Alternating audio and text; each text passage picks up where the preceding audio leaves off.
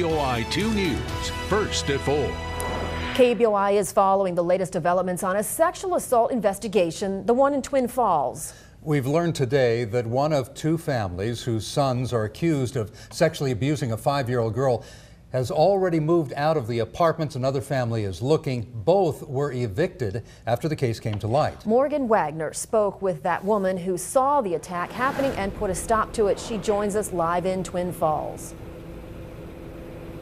That's right, Britt and Natalie. The alleged sexual assault of a 5-year-old girl happened at the apartment complex behind me, Fawn Brook Apartments. Now, the woman who walked in on this incident told me everything that she saw and how her community has changed within the last month.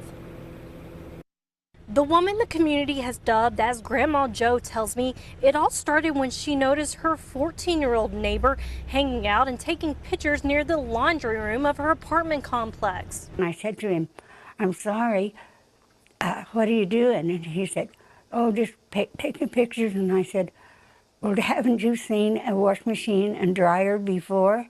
Because that's what I thought you were doing." And he said, "Oh, yeah, I know what that is." And I said, "Well, then I'm going to lock the door." And he goes, "Oh, don't do that." She says when she opened the door of the laundry room, which is usually locked, she found two younger boys with their clothes off and the 5-year-old girl laying on the ground.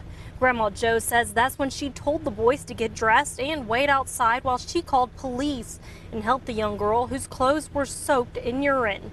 2 of the 3 boys were put in a juvenile detention center, and the apartment complex has since given the families of the boys an eviction notice. They did get told these had to move, and then the other people moved the same day after that. So one family is gone, the other are still trying to find Yeah, a place. but they're trying to find a place for them. Since the alleged sexual assault, Grandma Joe says things have been tense around the apartment complex, leaving her with an uneasy feeling. But she says the police and the community members have increased their patrols around the complex to ease some of this fear. Grandma Joe says she has stayed in contact with the little girl's mother since this incident. She says to her understanding, the families were headed to court this afternoon. Live in Twin Falls, Morgan Wagner, KBOI 2 News.